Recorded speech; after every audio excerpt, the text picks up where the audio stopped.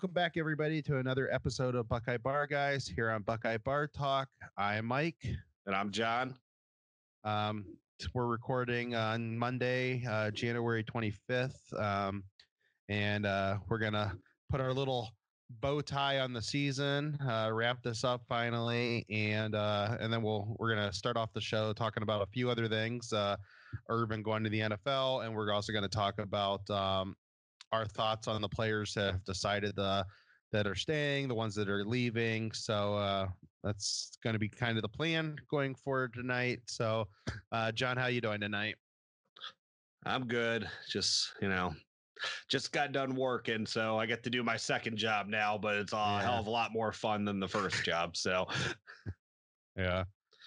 So, all right. Yeah, I've been, I got done with work earlier, so I've been, just finished eating dinner not that long ago and started watching The Wire on HBO. I know a lot of people probably have already seen it and been like, that's an old show, but I never watched it. So I'm heard a lot of good things. So I'm almost done with the first episode and we're recording this. So then I will finish that and get going from there. So yeah, you got to let me know how it is. That's the one I've never watched either. So maybe I can.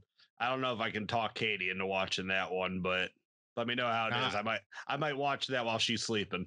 On early HBO series, I mean, I've seen The Sopranos probably a gazillion times, but yeah, I never watched The Wire. And everybody's like, if you like The Sopranos, you'll probably like The Wire too. We're both good shows. So we'll see how I like it. So HBO, man, they had some really good series though. They had some crap too. Don't get me wrong. I mean, they had some absolute bombs, but like I always like I like Big Love, Boardwalk Empire was good.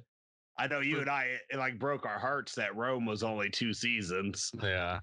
All right. All right. So Urban Meyer. So he there was a lot of rumors going back and forth that possibly this was going to be the year Urban was going to jump ship. It seemed like there was a lot of smoke there. I was still a little hesitant. I'm like, I don't know if he's going to actually do it. I mean, there always seems like everybody's always talking about Urban should go coach in the NFL. Urban should do this in the NFL. So I was kind of taking the just the thought that I'll believe it when I see it. But a lot of big time people that are really close to Ohio State, specifically out of on Buckeye Scoop's website, they were all very adamant that he was taking that job at different points. So going to Jacksonville. So it wasn't a surprise that he ended up going. So just your initial thoughts, Urban Meyer is going to the NFL. I still don't know if I've wrapped my head around this. And honestly, like I might need some of your insight on this one, because I mean my thoughts on Urban, and you can correct me, if I'm wrong, but it's always come back to, the guy, if he's not getting everything done, he takes complete control and he takes everything onto himself. He hates to lose. And I don't know how it translates that mentality to the NFL. I mean, it's always good to hate to lose. There's nothing wrong with that. When it comes to a point where it might put your health at risk, then, that's something to be scared of. I mean, he's left 2 jobs because he's let stress almost kill him 2 times, and I'm not sure how it translates again. And I don't know, like with the Ohio State stuff, was that his offense wasn't working, or was that the bull crap that he had to go through in the beginning of 2018? What actually brought all those headaches back? I'm not really sure. It might not have had anything to do with coaching. It just might have been the stress around the program that he was, going through week in and week out, which very well could have been the thing. Hell, I mean, I believe Urban Meyer, he could have been, being a little over dramatic because he hated Michael Drake. I don't know what it was. I don't think he would have done that, but I don't know how it translates to the next level. I think it's easier for him because he doesn't have to grind every single day. I mean, he doesn't have to, he doesn't have to recruit. So I think it's something that it could very well be easier for him in that regard. But I don't know, with that extra time, is Urban going to go home? Is Urban going to take that time to just watch film 24/7? Like, I don't know. That's so Yeah. I think it'll be interesting. I'm a little, I don't want to say scared, but I am a little cautious, or, to get a little too hyped up or overhyped up, that Urban's going to get stuck kind of, with his system, bringing in college guys. He's not going to do well in the NFL, and then he's not going to let his legacy get tarnished like that. And he's going to try one more run in college. Yeah. I'm kind of scared of that. But then also on the flip side of that, Ryan Day might go to the NFL after a national title, and Urban's his swan song in college might be with the Buckeyes again. So I'd be okay with that. Yeah. A couple things I think about Urban Meyer. Now I was a freshman at Bowling Green when he was at his second season at Bowling Green. So I mean, I've always been a very pro Urban Meyer guy. I mean, it was hard watching him kick the Buckeyes butt in 06. And Oh yeah. there was a part of me that didn't like Florida, but I always had a lot of respect for Urban because Urban is a winner. So I think Urban could very easily win in the pros. I think some of Urban's concepts have been adapted in the pros. It's just how do you add other things to that? It's a much more pass friendly league. Now, you could be a running team in the NFL, but you got to be Cleveland Browns type running team where you have to have, I mean, the NFL is still, if you're going to take that type of thought process and we're going to be a run first team, and then we're going to build our offense off the run, you do that with running backs. Now, there's still concepts that the Browns do with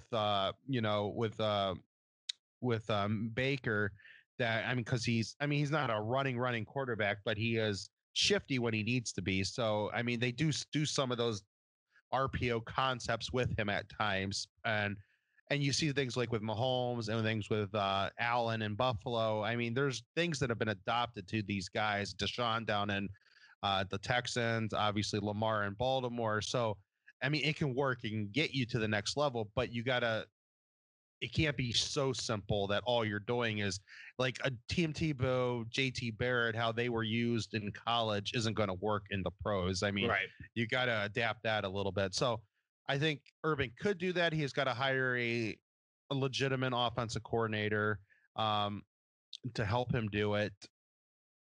But the things I do get worried about with Urban is kind of what you said.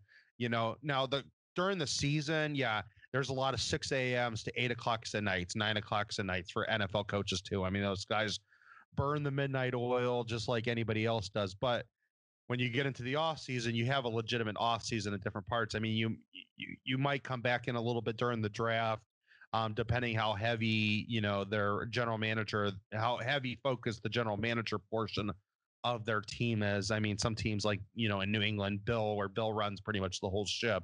He's Right. much more involved, but even that, once you get into the summer, there's a lot of summertime until you actually have to report to training camp. So, I mean, you get a lot more off time where you don't necessarily get in the coaching. So, can he utilize that off time to maybe not stress himself out as much and kind of enjoy himself? And then the next thing, which you also touched on, is that, yeah, every one of these coaches in the NFL, they want to win every game, but you don't win every game in the NFL. I mean, maybe you'll run a 14-2 season, 13-3, whatever, but you're going to lose games. You're not going to go undefeated every year. Where in college football, you have to come in with the thought process is I have to go undefeated, because if I lose one game, the season's no longer in my control. Now, that doesn't mean I can't make a playoff.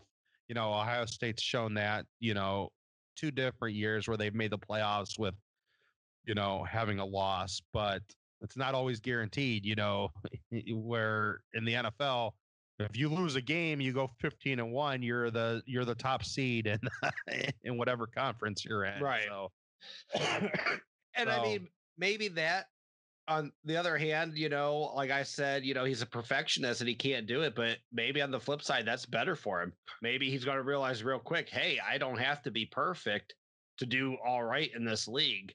And, you're taking over the worst team in the league. So I don't think there's not pressure like taking over Ohio State with Jacksonville. Of course, NFL still wants results. It's still going to be result driven, but you don't have to be perfect. And you got actually, with cap, draft picks, young players, first pick in the draft, and just where you're going, that you're not taking over a winner right now. So it is probably a lot less stress on him than if he went to a big college job. Yeah. And I'm wondering how that will affect him too, because you almost got to kind of the technicians in the NFL to me are a lot more impressive when they build actual football teams, because granted, and we watch the pros a lot. I've definitely watched it a lot more. I've paid a lot more close attention to it this last year than I have the last several years, just because, and I've always been a big Browns fan, but the Browns just being a better football team. And I mean, before, the last, the years leading up to this, the Hugh Jackson years and all that stuff, I mean, yeah, the Browns game would be on, but, we had Sunday Ticket over here. So I might have 3 other games on at the same time. I might be watching the Browns game, but I might not be like hardcore paying attention.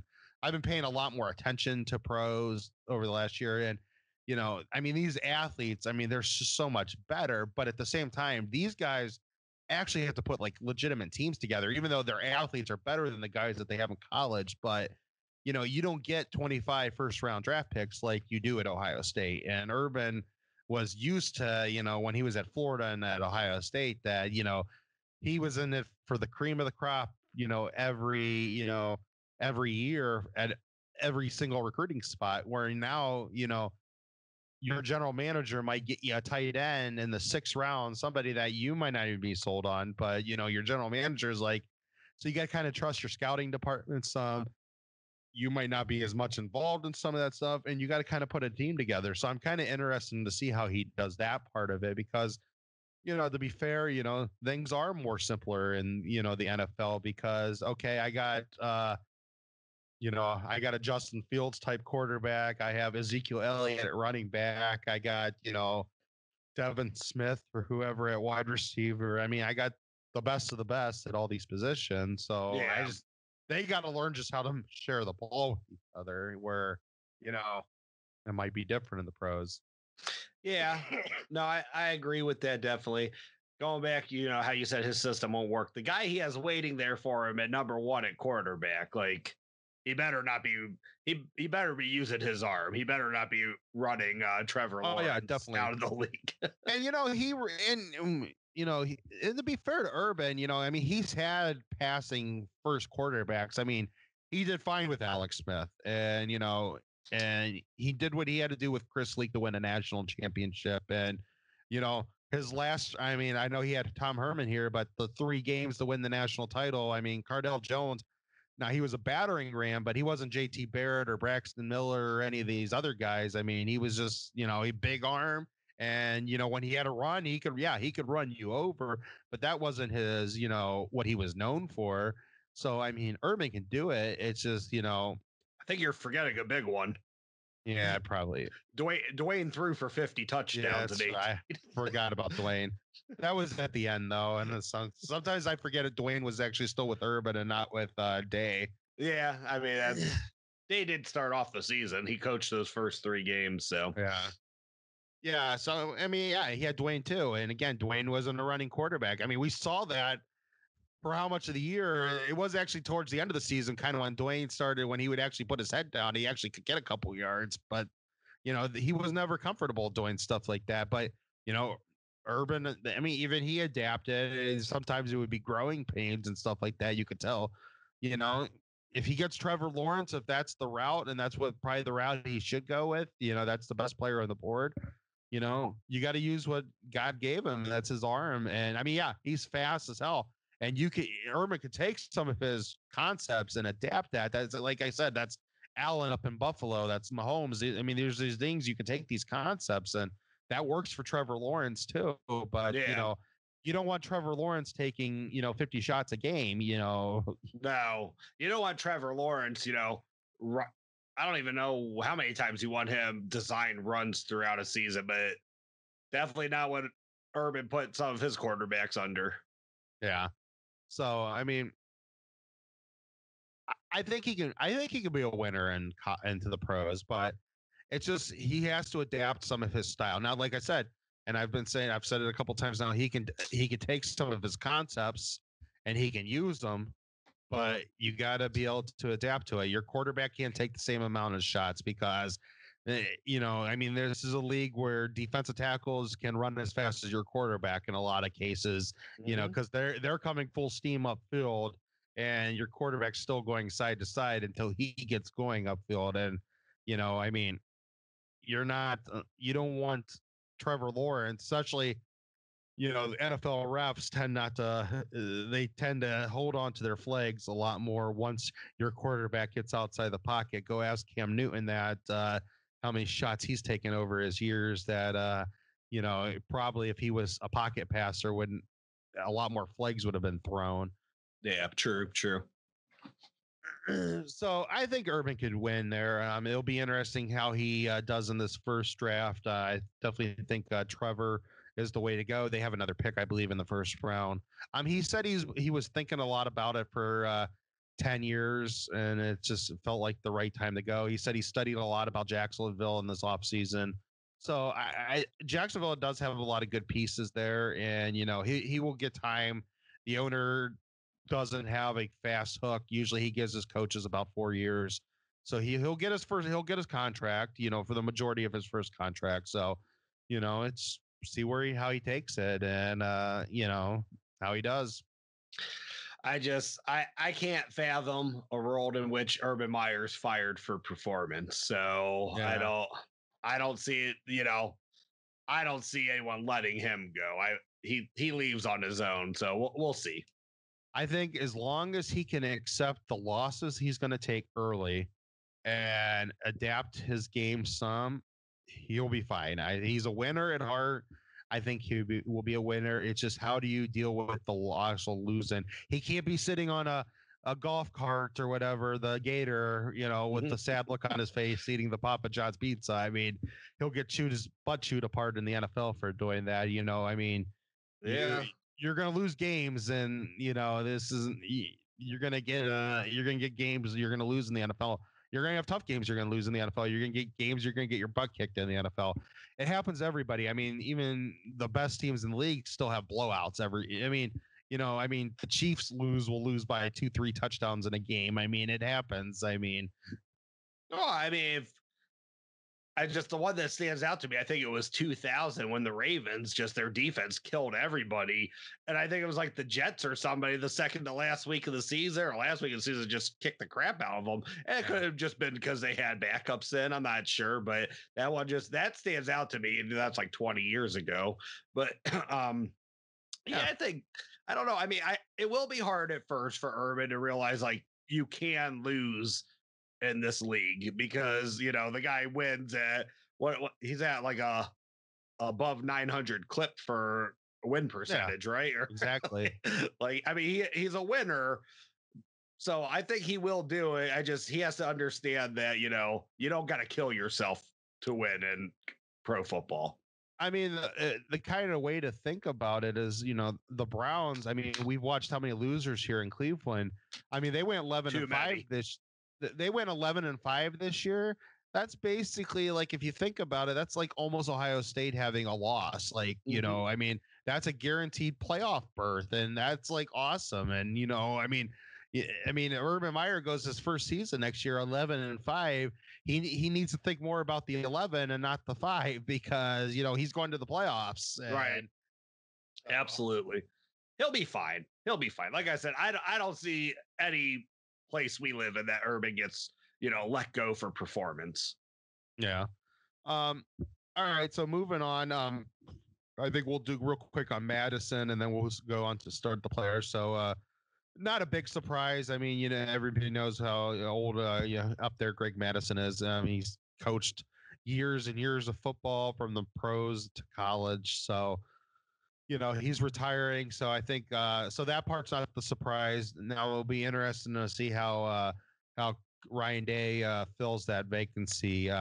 Kind of what are your well just your thoughts on Mattison? I mean, and then your thoughts about which way you'd like to see Day go. Well, I mean, Madison's, he's been a great coordinator throughout his career. So I definitely appreciated the time he gave to Ohio State. I mean, the defense was solid in 19. Of course, you had a lot more pieces in 19. Defense wasn't as much this year. I mean, how much does Hafley get credit over Mattison? How much does Combs take the blame over Mattison? I'm not sure, but he did his time here. I mean, he was a good addition. I definitely don't think he's like irreplaceable. I think that there's plenty of youth out there that will. I mean, it's going to be hard to get his knowledge, but there's plenty of young guys out there that can definitely add something to the program that can hopefully recruit as well as he does, because he is a closer. He's a good recruiter, just like Larry Johnson, just like Al Washington, just like Kerry Combs. Like, you had some real good, recruiters on that defense. So hopefully you get a guy that can match that. But I mean, I don't know where I want to go as far as replacing him. I don't know. I'm kind of thinking maybe you start grooming Al Washington into a role, but you kind of just let it don't maybe no code defensive coordinators this year. Maybe it's all on Kerry. Let Kerry put in the defense that he knows how to run, that he wants to run, and let's see how it goes. Yeah, I could see that. I mean, I know there's been some talks that maybe Corey Raymond is available down in LSU. Obviously, the guy I would have wanted if we would have known Mattison was going to retire 4 weeks ago, I would have said, go after Marcus Freeman with everything you got, and bring him in as just. I mean, I don't know how all that works out with Kerry, and he's got play calling duties now, but I mean, if you want to bring in a guy of that caliber, a Marcus Freeman, Corey Raymond, it's Corey Raymond, right? Yes, I'd say that right. Yeah. If you want to bring in one of those guys, it would have I mean, obviously Freeman anymore, but somebody of that caliber, you probably have to give them some sort of play calling duties. They're going to have co-defensive coordinator in the title at minimum. It's just, I don't know how much Kerry wants to give that up. I don't know what kind of issues that creates. So maybe you do try to give Al Washington, maybe you're grooming him to be the defensive coordinator of the future after Kerry Combs. And so maybe you bring in another linebacker coach that can kind of work behind him. So, he would take over as the linebacker coach, and you have Al Washington start taking on more responsibilities with the defense. That's always a possibility too. You could go somebody young then to do that. I mean, I don't know. It's just, it kind of, I kind of would, like I said, I would have done anything to get Marcus Freeman. I think he's the real deal. He's a hell of a recruiter. His recruiting would have matched perfectly with this defense. He's a Buckeye. He would have been a great DC for this defense, in my opinion. And I mean, I've always loved him. He's turned into being a hell of a coach. I mean, that's where I would, like I said, I would have loved to seen Mattison do this 4 weeks ago, because I would have given, Marcus Freeman what he wanted to be the DC of this team. But the only thing I thought, that could have caused as far as issues is, where does Combs fit in then?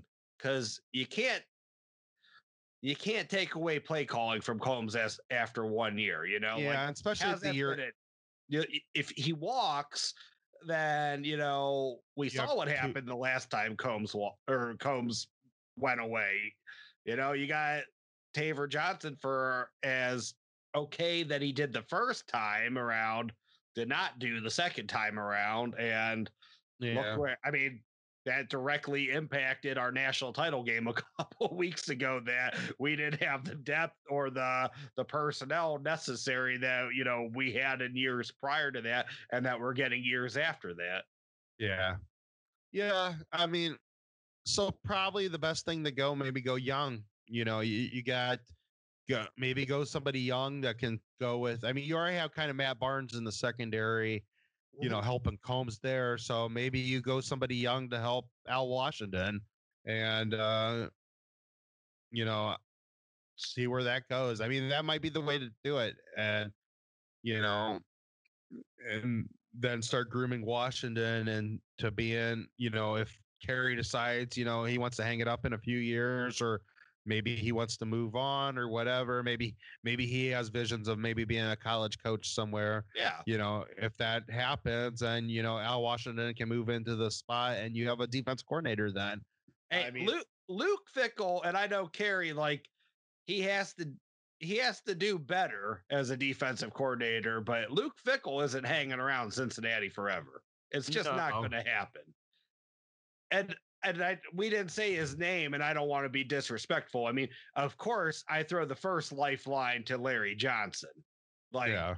I mean, the man deserves that much. So of Yeah. course I ask him, you know, what his thoughts are, if that's something he would want to pursue, being a co-defensive coordinator. I don't imagine at this point Larry Johnson's taken on anymore, but I could be wrong on that. Yeah. I mean, I think LJ, I mean, I think probably the reason why he hasn't retired yet is because he's gotten so many studs over the last couple of years, and I think that kind of bleeds extra blood into you every year. He probably gets. I wouldn't be surprised after the couple of the ends of these seasons. Like he probably, I could see at the end of this season, he's probably like, you know what? I don't know if I want to do this anymore. Then you start thinking, man, I got Jack Sawyer coming in next year, and I want to coach that kid. So Yeah. I mean, eventually though, he's not going to see one of these kids to the NFL, you know. Eventually he's going to hang them up. So I yeah. don't, Um, but yeah, I mean, I would ask him. Corey Raymond's an interesting one. The only thing though, and I don't know much about Corey Raymond, I feel like you need an experienced play caller to help Combs out, or you need to go kind of like a disciple of Pete Carroll if that's the defense you want to run. Now, if you say, and I know like Day said in his press conference, you know, we didn't do single high all year. And he said he's open, you know, to looking at different ideas, bringing in variety, that's only helpful. A guy that's called a lot of different things because he knows how to coach up the personnel. That Day said, you know, like we change offensive game plans for personnel all the time. You know, maybe it's not a bad idea to do it for defense. So, I mean, maybe you need a guy like that. Maybe you let just Combs run with it. I mean, Combs, he was a high school coach forever. I know that's not like big time college, but he saw how to coach, you know, a lot of different players in high school. I mean, the guy yeah. spent time with the Cincinnati Bearcats, coached different types of defenses. The guy spent time in the NFL, coached different types of defenses. So he's I learned a definitely lot. want to see. Yeah, I definitely want to see what his defense looks like, getting an actual full year of implementing said defense. I mean, they were so lost this year just because. I mean, when you're running 4-3s and 4-4s in the national championship game, when Alabama's got such a great receiving core, I mean, that just says they just had no confidence in running any type of interesting coverages because they didn't have the personnel and they never really got to implement anything through the year. Yeah. And even when you think about it, even in the playoffs, because of COVID and it pushing everything back a couple weeks, you know, that they didn't even get a normal 4 weeks to get ready for Clemson. I mean, it was yeah, I mean, it was like, you know, 2 weeks and you're there. And, you know, so much of that game was probably, you know, just how much they wanted to beat Clemson. So, you know, they didn't really get to even decide, like, we're going to go put in a new defense and that type of thing, or, you know, work on our defense. It was basically, you got to get ready for Clemson. When you think about it in a normal kind of bowl season, almost the first 2 weeks is almost kind of reworking on your fundamentals and stuff like that. Mhm. And then you start implementing your game plans, but they had to almost implement the game plan immediately. And, so, I mean, they didn't get really any work. So I'm interested to see what it looks like. And I think it will be better. Combs was always a good coach here. I mean, Schiano's defenses were fine when Combs was here. Fickle's defenses were fine when Combs was here. I mean, he wasn't here in 18, and that defense, there's no blame he could take for that defense. So that, I mean, the best part of those defenses though were Larry Johnson's line and his cornerbacks. I mean, let's call it what it is. And he wasn't here in 13 either. So he really right, he didn't come till, or was he like, did he back up Withers? Combs was here from 12. He was here from the beginning. Okay, so but Withers was the main defensive backs coach. So yeah, I mean, it was that stretch in there where Combs is the main guy in the defensive backfield. I mean, it's like, their stretch of defensive backs is unbelievable in that stretch. So I mean, they're fine. It's just, he needs to implement his defense, and I don't know what that looks like, but I think in an off season he'll get some guys back healthy, and probably they'll be facing much different COVID restrictions next year. On the much more the lenient side, it seems like the CDC, a lot of things are starting to let up on a lot of the things. You see some of these states are lifting lockdown things, so I don't see. I think there's going to be a much more open thought process about letting kids play next year. They're cutting down on the thresholds that they're recommending, the testing thresholds. So, and I have a feeling that all the conferences will probably follow suit with that. I don't see the Big Ten being stricter next year than, and COVID will still be around next fall. I mean, it's not going to just disappear overnight, even with the vaccines coming into place. And I mean, it's going to take, a several month period, to probably a full year period to get everybody really in the country that wants a vaccine to get vaccinated. So, but the thresholds are coming down. So I think there'll be a lot less strictness, especially at least with the players and the coaching staffs. I don't know how many people they're actually still going to let into stadiums next fall, but that's a completely different thing. So I think they'll have a full spring this year. I mean, it might be a different type of spring than, there still might not be as crazy as contact as you would get in a normal spring, but they're going to practice this spring. I don't have any doubts about that. There will be summer workouts this year, so there's going to be an opportunity for them to actually put a defense in. All right, so let's just put quick stance on this. Hand it all over to Combs, maybe mentor Washington, bring in a Pete Carroll dude, or bring in a huge hire. Like, what do you want to see? What's replacing Mattison? I think I would want to go. It'd be somebody in the front seven, whether that's finding Larry Johnson's eventual replacement or finding Al Washington's legitimate eventual replacement because you're planning on him being the defensive coordinator. Either or, I think that's the way to go. It's just, I think if they, as much as I would love a big name guy like Corey Raymond, or again, somebody like Marcus Freeman, as much as I would have loved those guys, if Corey Combs, if this was his second season and they still looked, there was like no improvement, and then maybe I'd be like, well, maybe you should go see if Urban wants a defensive backs coach, and we'll go. I'm going to hire Marcus Freeman to be my defensive coordinator. Something like that if this was his second year, but he needs to be given an opportunity. I mean, Kerry's always been good to this program. I mean, he's one of our best recruiters, and I want to see him succeed. Mm-hmm. So yeah, let's bring in a younger guy. I think I agree with you on that. Let's see what Combs can do. I was going to say Chris Ash. I wasn't sure if Meyer finalized with him or not, but it looks like he did that. He's the DB coach of the Jaguars now. So yeah. And that's the other thing. I think it has to be in the front seven. I don't want them with Barnes already being a safeties guy, even though he's more special teams than he is safeties. I don't want too many guys in the backfield because that maybe be too many differing opinions how to run the secondary. Unless you're going to completely pull Combs out of the secondary and be like, you're just defensive coordinator and that is it. And you are running this defense. And then maybe I would be okay bringing in a young cornerback coach. But if if Kerry Combs is still going to be defensive backs coach and defensive coordinator, then I would rather them bring in somebody for the front seven. Yeah, agreed. All right, so players. So I think definitely a lot of non-surprises, but then there was a couple big surprises. So and there was no big surprises on guys leaving. I mean, everybody that did say they were leaving. I assumed they were all leaving. Well, I thought Big Tom was one that was kind of a coin flip. It was a coin flip, but as the season went on, I'm like, I felt like he was going to leave as the season kept going on. But I mean, it was a coin flip. I would have loved to see him come back. I really, when the national championship game was over, I really thought we were going to lose both of those guys. So this again, to me, the surprise were the guys coming back. I was surprised Haskell Garrett decided to come back. Definitely surprised Chris Olave decided to come back. Surprised that Munford decided to come back. I mean, and these are, I wasn't surprised Seven decided to come back. I figured he was going to come back. Yeah.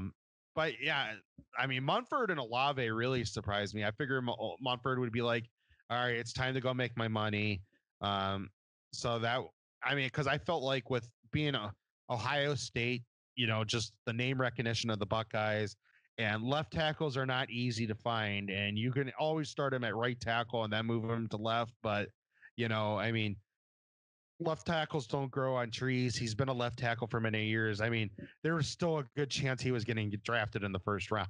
I mean, maybe not in the top 15, but yeah, I mean, I think with health concerns, I think Munford realistically was a late second round, early third round guy, but I think that was a fine enough grade for him to go. So I like that he's betting on himself, that he believes he can be a first round pick, and he's coming back because of it. But I mean, I feel like that's kind of the one that surprised you and I the most was, Thayer Munford come back, and obviously Chris Olave, because he was a first round wide receiver. Yeah.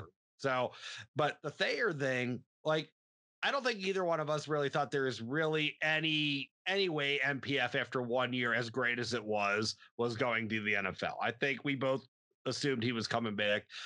And I just thought, I think the limited action we saw Paris Johnson play, though, we felt like really, really good about, Paris Johnson as left or right tackle, MPF as the other one. Like, that's like super confident in what the offensive line could be next year. Now, the fact that you got, your starting left tackle back, which did he give up a sack this year? I don't think so. Maybe one. Him and MPF. Did either one give up a sack this year? One maybe between them. Yeah, I don't think. And now we saw Paris Johnson looked okay, pretty dominant as a guard at different times. So now you got him going to go start at a guard. Matthew Jones looked really good as a guard. Harry Miller, he did fine as a guard. He did fine. He'll do fine as a center. But if not, you got big DeJuan Jones there, or you got so many different guys. So I'm like, it's almost like, you didn't think you could be better from the 2019 offensive line. And I don't know if last year's offensive line was better than 2019's or not, but I think MPF was an upgrade. I do. I don't think Harry Miller was an upgrade over Jonah Jackson last year. No. But he could eventually grow into that. I mean, Jonah Jackson, has how many years under his belt? Right. Well, right. Yeah. I mean, he was a senior. He was a transfer. So I think next year's offensive line could actually, in some way, if Harry could kind of, replicate Josh Myers, if you don't miss Wyatt Davis too much, I think next year's line might actually, be better with Thayer Munford coming back now for that extra year. Yeah, that's kind of how I feel. Crazy as it sounds. And you got to make sure the three guys in the middle are ready to go. Mm-hmm. But I saw a lot from Paris Johnson. I really liked Matthew Jones. Actually, I thought he should have probably been the starter the whole time after I saw him playing down the stretch. And I like Harry, don't get me wrong. It's just like, man, I don't know. I think that kid should have been the starter. And I think Harry will be fine. He really got his first legitimate playing time this year. He had some really good moments. He had some bad moments. And, those are all learning experiences. So, and he didn't get a full off season of the work. And, he was out for some COVID stuff, So I mean, how much actual reps did he throughout the year get? Right. So, but there's just not a better feeling to me right now, especially when you think about how 2014 started off and that how raw that offensive line was, and it looked it early, and then they ended up gelling to go win the national title. And then you think about there's nothing better to have a young quarterback that you're going to have both your tackles there and a legitimate tackle behind them that's going to end up being one of your guards. So I mean, they are really setting up whoever wins the starting job next year. They're really setting them up in a good position. And then Olave coming back is helping even further. Well, I mean, not to mention Rucker. I know Farrell's not, but yeah, that's right. Rucker, Jeremy too. Rucker, your best tight end's coming back too. So, I mean, with this weird year with the extra eligibility, and honestly, I mean, they didn't get enough touches to say differently, anyways. I don't think any of them did. You got 3 true freshman quarterbacks next year, so it's huge the pieces that are coming back because Olave wouldn't come back if he didn't think one of these guys could get him the balls. Ruckert also. So that's a good sign right there. But the fact that you got those tackles coming back and you got those sure-handed weapons that decided to come back for you, I mean, that sets any of these quarterbacks up great. And I know they're going to have some growing pains, but that's definitely that's a very, very welcome sign for them. And, it makes it a lot easier for them. And it sure as hell makes it a lot easier for fans knowing that too. Yeah. Yeah. That's just definitely my feeling is that I see where these guys they're going to have their 2 tackles. They're going to have Olave. You already knew you're getting Garrett Wilson. You're going to have Rucker. I mean, there's some stuff you gotta see who's gonna take the running back position, but they got a lot of good candidates back there. We liked what we saw in limited time with Mayan Williams. You got 2 legitimate freshmen coming back. Hopefully Teague's better next year because he'll be a year healthier. He'll have a healthy offseason behind him, hopefully, and so there's a lot of possibilities that I know it's not Justin Fields, but these are all highly recruited kids, and they'll throw interceptions, they'll make stupid incompletions, they'll make bad mistakes mentally at different times, but there's a good chance one of these guys, it might not feel like we're missing too much of a beat behind Justin, and they're actually as long as, like we just talked about, we think things are going to be better looking into next season, they will actually get a full season to progress. I mean, they're going to start off with 2 tough games. I mean, Minnesota and Oregon are not going to be a picnic, but to start off any season, but Oregon will be home. So I mean, I think they could be in really good position next year, and whoever ends up winning the starting job, I mean, we'll obviously we'll get more into it in the upcoming shows about the quarterback battle, because I think that is definitely going to be the talk of the spring this year, is that quarterback battle. But I just want whoever Ryan Day decides to go with, and I'm not saying he has to have a decision made at the end of September, at the end of April, but by the time end of August comes, he needs to have a decision made. I'm not a 2 quarterback person. One of these guys has to win the starting job, and you might lose one of them because of it. But I mean, that's modern college football. Right. And I think anybody, especially with the extra year of eligibility that got thrown in there, I think everybody should be expecting that. And, you're kind of naive if you didn't think that was a possibility that you could get some transfers out of this, because that's what happens. I mean, there's only one quarterback can be on the field at a time, at least if with all the other weapons you have, that's that's the smart thing to do. And so unless you're my coach, when I coached flag football, unless you have a bunch of 6th graders, 5th and 6th graders, where you could run a 2 quarterback system, and it doesn't work once you get past that level.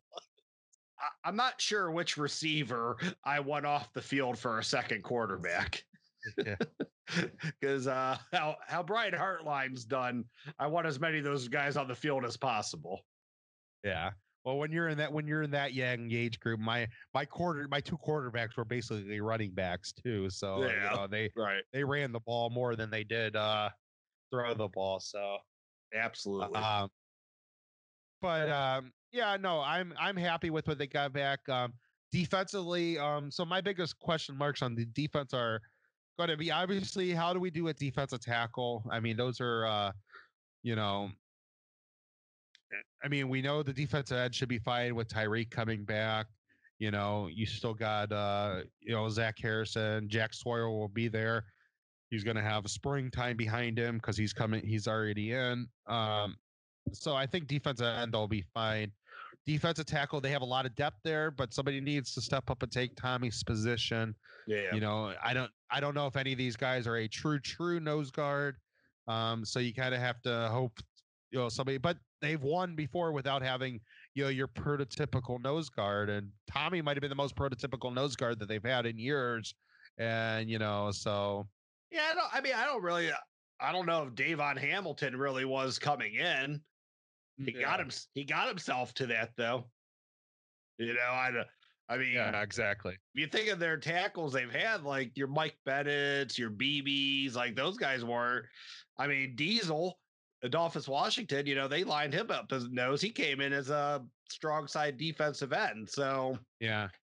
And his body size, I mean, you would almost think he was more of a 3 technique than he was, but Bennett was the better 3 technique, and Diesel was good at the nose. And I mean, Draymond, was he 3 tech?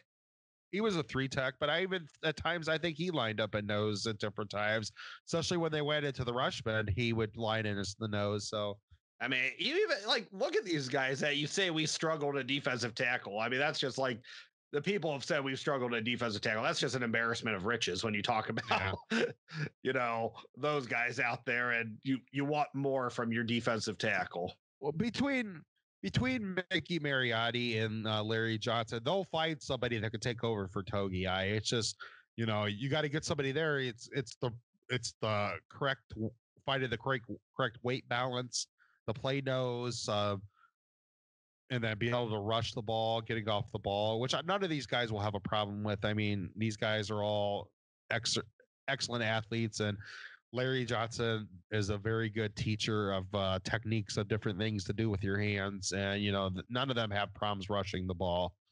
You know what I'm really curious about, though, is how many times can Tommy Togai actually bench press 225 pounds? Because there isn't a single Buckeye that doesn't, there isn't a single one doubting that he is not going to break the bench press record at, combine or pro day. So I'm a little curious how many he can actually do. And that will be interesting. We'll have to talk about that because, they're doing the combine's going to be all virtual this year. So, and it's going to be just a pro it sounds like every team's going to have a pro day, and so is NFL Network just going to have some cameras at every place? And are they all doing them on the same weekend? It'll be interesting to see how that all goes down. This virtual combine. Yeah, I don't know. I know Ryan Day, he answered a question during his press conference. He said they were still trying to work out all the logistics and everything of it. So, which, I mean, I don't know. I mean, I don't want to get down a combine whole thing, but they've let these kids play this whole season. The NFL has played. I mean, they do it in Indianapolis. Why can't they just spread the coaching staffs out? It's a big stadium, right. I know. They got a big jumbotron. None of it makes sense. It's all so stupid. I do think next year, if we're still not at normal, the only thing that's really going to be affected is going to be how many people are in the stands. I think the actual product itself is going to be back to normal. You're going to have your games. You're going to be allowed to travel. You're going to have full seasons. Hopefully, I don't know. I said we were going to play 8 games in the regular season this year, and we played 5. So who knows? And then my other thing on defense is, even though they're not freshmen by any stretch of imagination, but still these linebackers have not had a lot of playing time, and they're finally going to get some playing time. So now that all the linebackers are leaving, so so that's going to be interesting to me. How do these guys do? How does Mitchell do? How does the guys behind these guys do? The kids that came in this year, were they going to line Court Williams up bad? I mean, there's just a lot of things which will be interesting. But again, a full off season helps all this. So, that will be a welcome sign. Yeah, I'm kind of interested in the linebackers also, because like you said, like they are young guys, but they haven't had a lot of playing time. Like, could one of these, young guys that came in that have been highly touted, just like they were highly rated also. So I'm not taking anything away from them, but can somebody like, usurp these guys and jump in front of them? Who Yeah, knows? it'll be interesting, even though Al Washington has been a coach of all these guys now for a couple years now. But, these younger kids are actually kids he's recruited. So, does that bias go into it? Does he end up liking one of these kids more than to then Mitchell or Gant or Pope, and, be like, well, I'd rather see one of these kids start. And so, like, I mean, there'll be some interesting things that are going to happen. I am interested to see if Court Williams if it's a too high safety look and he fits in somewhere there, or if Court Williams is the next Darren Lee. Like I'm very curious about that. Yeah, that's what I'm curious about that too. And I'm just, and then when it comes into the secondary, I mean, we knew we were going to lose. Uh, why can't I think of his name? Shaun Wade. Yeah, Wade. Sorry, was right on the tip of my tongue. Shaun Wade. So you knew you were losing him. I mean, there were some people said he should come back, but everybody knew he wasn't. I mean, he was. I mean, I'm kind of was surprised that he ended up deciding coming back to begin with in the first place. I always felt like once the season was that the like we could have lost Shaun Wade a bunch of times. Like I was kind of surprised that he didn't leave after the last year's season, and actually he would have his draft stock would probably have been higher if he still would have done that. Yeah.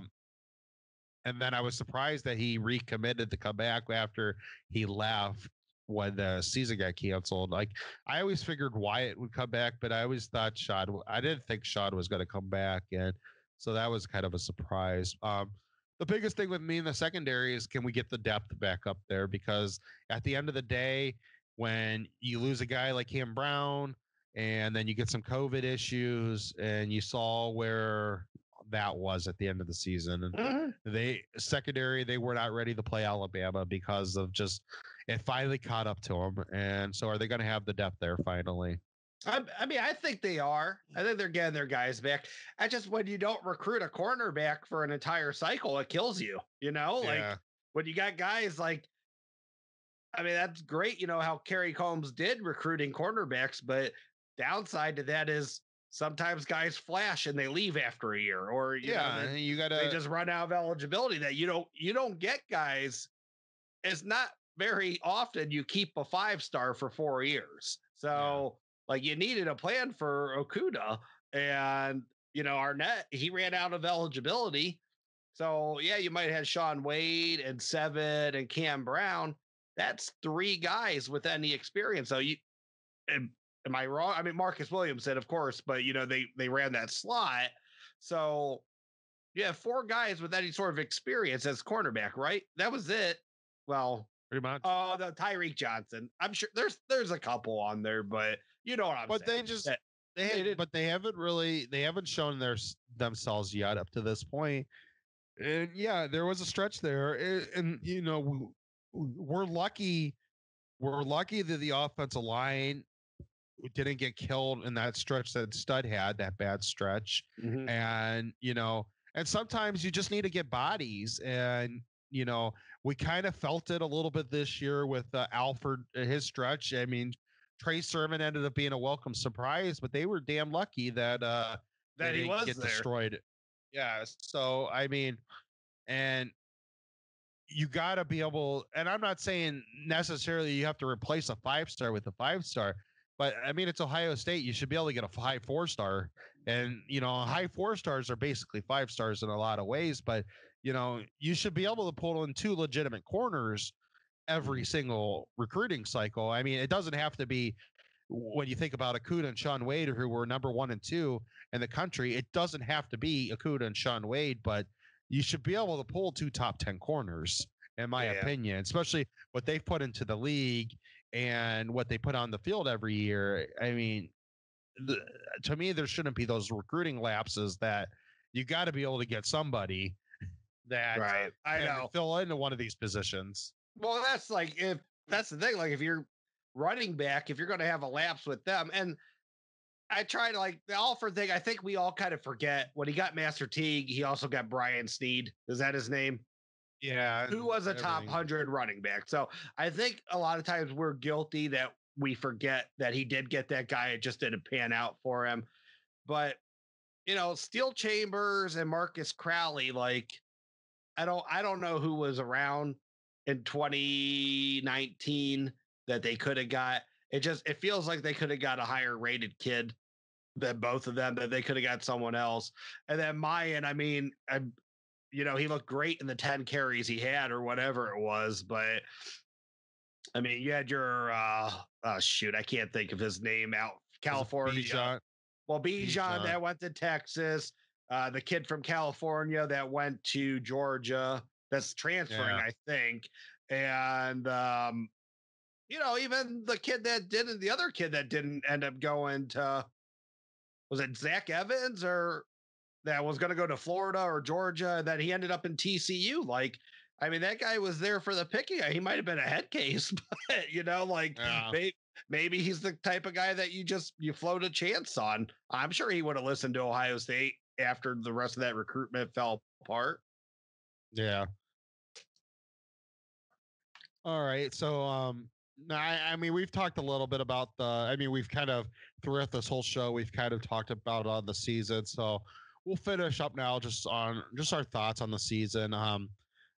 Just my general thoughts is, it was a roller coaster. I mean, for thinking that your season got canceled, hating the Big Ten so much because they had the perfect strategy in place to begin with, and then they just blew up. They torpedoed themselves when they canceled the season, when all they had to do was just keep their original format and push it back a couple weeks. And I mean, they would have ended up being fine with, starting games and stuff like that if they would have just pushed it back to when the SEC started. But yeah, so I'm happy we got a season.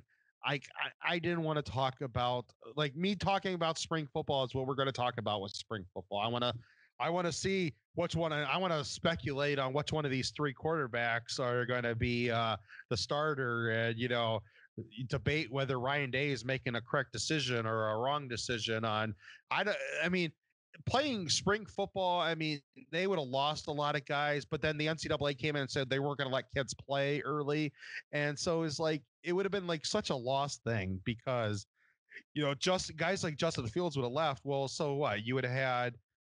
Yes, maybe Stroud or Miller would have got a little extra playing time, but it'd been for nothing. And, and you still got McCord there. And it's like, I much rather them just battle each other in spring football and then into the practicing so we can actually see them, against each other head to head instead of playing a season that nobody gives a crap about against Big Ten schools that everybody's losing all their best players. And you saw, I mean, how bad the Big Ten was to begin with. I mean, it was like, to me, like Penn State and Michigan, it was like they sent all their kids home and then they never came back when the season. Right. Yeah. I agree. There are so many Big Ten teams that just checked out this year. I mean, there was no rhyme or reason. I mean, how many times were we just completely like, we would pick the spreads and we would be so off. And it's like, the team that was undefeated would get the shit beat out, excuse me, but they get killed by the team that only had won one game. It never made any sense. Like the entire season, just everybody, like they had checked out. Like you could tell, like Ohio State knew what they had to do to try to keep playing, try to win a national title. But after that, there wasn't really many bright spots in the Big Ten this year. And I think that was a lot of Ohio State's issues. Part of it was that they didn't get to gel at any because, they weren't playing a full season, and that in the season that they did get, they had to lose 3 games out of, but they didn't really get the level of competition they wanted this year. I mean, Penn State in the first half rolled over, and Penn State came back a little bit in the second half, but Ohio State checked out, like they were mentally checked out of every one of these second halves. And a lot of it is because I don't think any of these teams were, it was like none of these teams wanted to line up and play with them in the first half. Yeah. So like, and outside of Nebraska, yeah, that was pretty much it. And so that was just like first game jitters. Yeah. I mean, Northwestern gave them a good first half. I mean, think about that. Outside of the first and last Big Ten games, nobody gave them a good first half. Not even close. Yeah, exactly. Yeah, no. So I'm glad we got a season. I wish the national championship game would have ended up a better game. It is disappointing. I mean, you do come to Ohio State to play. You don't to win national titles. Ryan Day said that it's not about playing for national championships, it's about winning national championship. That is still the ultimate goal. I'm still satisfied with the Clemson win. I'm not going to just forget about that. We beat the crap out of Clemson. Like, you know, other people in the country might gloss over that, been like, "Oh, you got your butt kicked by Alabama." Well, we also kicked Clemson's butt, so I don't want to hear it from Clemson fan. That's fine. You have more wins than we do, but we kicked you know what here last year, and we should have did it 2 years ago. So I am still satisfied with that victory. That was a great night. I enjoyed that New Year's because we whooped Clemson's ass, and I like that. So I didn't think we were going to get a season, so I will be satisfied with what we ended up getting with, and I hope we can improve for next year now. Yeah, I'm satisfied too. It was too much losing games, and I'm sure that just sucked for the players so much too. Like that Illinois game, you find out on Friday that it's canceled. Like it just sucked when that was happening. So and and that's a game. And that's a game. People might say, "Well, Illinois, they're bad." Blah blah blah. Well, that's a game where you can work on stuff, and that's maybe somebody, a Steel Chambers getting in a couple more reps, or I don't know if Crowley was healthy yet, but maybe that Mariner who was the Michigan week. Maybe if we play Michigan, maybe Marcus Crowley does get in against Michigan, and maybe he's able to get a few reps in that game to where it's not a big deal that he has to play when Trey Sermon goes. Yeah, so it's not a big deal that the first snaps that he gets all season is the national title game. Like that didn't work out by design, and that's the type of stuff. Like, so I'm satisfied with the season. It was a huge roller coaster. I mean, like you said, of course I wanted the team to play better. You beat Clemson though. That was really that's been the monkey on Ohio State's back for so long. And I don't even know if 2016 really bothered these guys at all. How close they got in 2019 and just not follow through, not finish it. Like it meant so much probably to Ryan Day to call that game against Clemson, for Justin Fields to, outplay Trevor Lawrence. Like it just, everything they wanted happened. Of course, I'm sad, Justin didn't get a Heisman. Justin didn't win the national title, but I've seen a lot of good Ohio State quarterbacks, a lot of good college quarterbacks not win national titles. It's just, it happens. You can't have the mindset that you can only win national titles. I know that's what you want to do, but I don't look at a lot of Ohio State seasons as failures. And I've only seen 2 national titles in my lifetime. So I've seen a lot of good football. I think I've been down. I think last year's Clemson loss, even though there was some stuff that obviously on the field, the Buckeyes did get screwed. The Buckeyes also left points out there. And at the end of the day, I think I felt worse. And the Buckeyes played good. It was a close game. And I think I felt worse for a couple days after that game than I did against the Alabama game on the loss reason. Obviously, we were sick. So I felt like crap over the several days after the Alabama game for completely other reasons. But, this year, it's just, I decided that, I wasn't going to be a hypocrite. I said I wanted a season. I wanted a chance to play for a national title. They got their chance. They lost. It wasn't as a loss. Like I would have wanted to see them lose, but it is what it is. I got to see them play. The season wasn't canceled, and now, you can regroup. And because they were able to play a season, there's a lot less question marks. It seems like now, even going into even outside the quarterback position where there's a lot of question marks, we actually have a lot of different things. They actually have a team coming back next year, and right. And mm-hmm.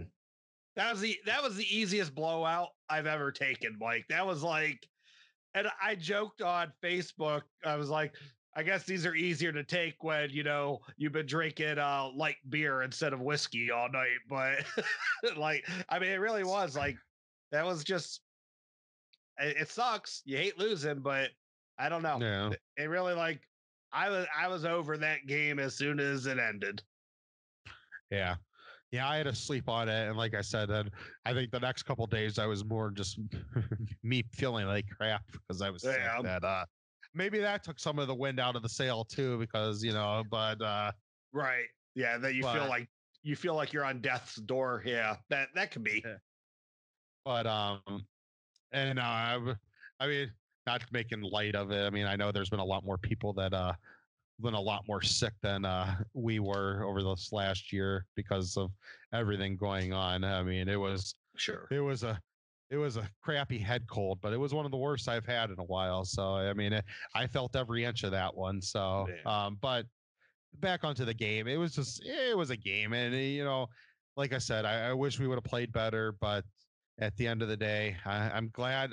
All I said is I wanted them to play football this fall. I wanted the chance to, because Ohio State, I don't care about phony Rose Bowls. Even though the Rose Bowl was a phony Rose Bowl to begin with, they didn't even play it in California. But like, I wasn't gonna go play in Pasadena against the fake Pac-12 champion, right? And he's like, to me, if that was the whole goal, it'd been like, just cancel the season and we'll play next year. Like, I'm not watching. Let's be realistic. That's what they would have done. They weren't. Yeah. No one was playing a spring season. It was never going to happen. Yeah. So I'm glad they ended up. I'm glad every conference ended up playing. I felt good for the Pac-12 kids that, I mean, sometimes these administrators, and when they're trying to do the right thing for their players and stuff like that. And I get it. It was a scary situation. A lot of people didn't know everything that was going on with this situation. I think there was a lot of overreaching in a lot of ways. I mean, I'm not going to get into the political aspects of everything, but that's just my opinion on it. But you know what? Sometimes, they have to make big decisions for the safety of everybody, but everything we've seen, children and young people and young adults don't get affected as badly by this as others. And I just, canceling seasons just was never the right decision to me. That at the end of the day, if you had to cancel a season, then fine, but you should have been trying to do every single thing before that point. And it was just like the Big Ten, they come up with this great strategy. I thought I was completely fine when they went to, I mean, I wanted to play Oregon, but when they went to conference only, I'm fine with that. Okay. Then that way, and I'm like, well, that's smart, because you can get one conference protocol that everybody in the conference has to follow. And you know what? That's a smart decision. And then they came out with the schedule, and they had all these off days in there. And it's like, okay. I mean, to me, they know what they're doing. Up to that point, everything the Big Ten did, I'm like, you know what? They're making the right decisions here. And then it was like 5 days later or whatever it is, season's canceled. I'm just like, what? What was the point? Like, if you knew that this was a possibility, why did you do it? Yeah, I know, it was crazy. I mean, we got to see it wasn't a full season, but we got to see one last season of Justin Fields. And I think it absolutely, in my mind, my heart, it's cemented he has been at least the most talented Ohio State quarterback ever. I would say the best on the field as well.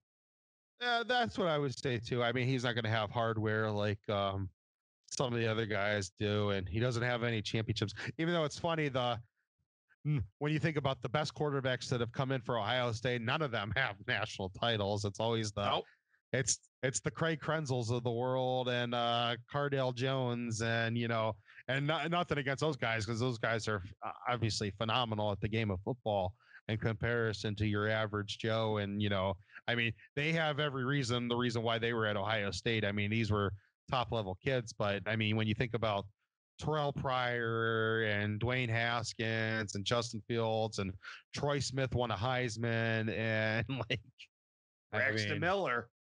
Braxton Miller. I mean, he has a ring, but he's on, he's hurt that whole year. Yeah. So, I mean, that's those it's just Justin Fields. So yeah, he cemented a lot for me, I think. And right now, because of what Dwayne did on the field and what Justin's done on the field, I mean, this is the best stretch of quarterbacks we've ever recruited in the history of this program. So, I mean, when you look at the next 4 quarterbacks that they're bringing in, I mean, these are all unbelievable kids. And yeah, we're going to lose probably one of them. Good chance we'll lose 2 of them. I mean, it's just the way things go. I mean, I think the Buckeyes kind of knew that when they brought 2 in the same class. And then when you throw COVID on top of it, and then nobody now has this season basically didn't count for that. So now you got 3 pretty much starting at the same level, and you got just as good as a guy coming in the following year. So, I mean, it'll be interesting how that works out, but you can't be worried about it. And that's Dwayne Haskins and Justin Fields. They've, under Ryan Day's tutelage as first offensive coordinator and now head coach, you see now the type of level of quarterback they're going to probably get. And when you think about what Hartline's doing with receiver, and Ohio State's still going to get the running backs that Ohio State gets, I mean, we're going to have unbelievable offenses for years to come. Yeah, it's definitely, a lot to look forward to. Yeah. So I mean, like I said, it was a disappointing end to the season, but I'm glad we got it. I'm glad we got a chance to play. I'm glad we got the chance to play for it. And I'll still watch that Clemson game whenever. And I might forget that we played Alabama the following week, but I will remember that night, we whooped Clemson's butt. So I'll watch that Clemson game plenty of times. Enough times that I'll make up for the fact that I'm never going to watch that Alabama game again. Yeah. So over the next several weeks, we'll get a little bit into recruiting probably because we got late signing days coming up. Ohio State's still in for one big kid, possibly 2, as we found out this weekend is it Rajon Davis? Is that how you pronounce the first name? Rajon. I'm not quite sure, but yeah, we're on the right track. But I mean, big time linebacker. Seemed like they had a really good visit, him and his family, to Columbus. So we might have more information for the next show about how maybe he'll make a decision, maybe he won't. He might be waiting until the 3rd. Tulamalo, I believe that. I don't know if that's how exactly you pronounce the last name, but I mean, the best remaining defensive lineman on the board is one of the best in the country. And it seems like heavy Buckeye lean.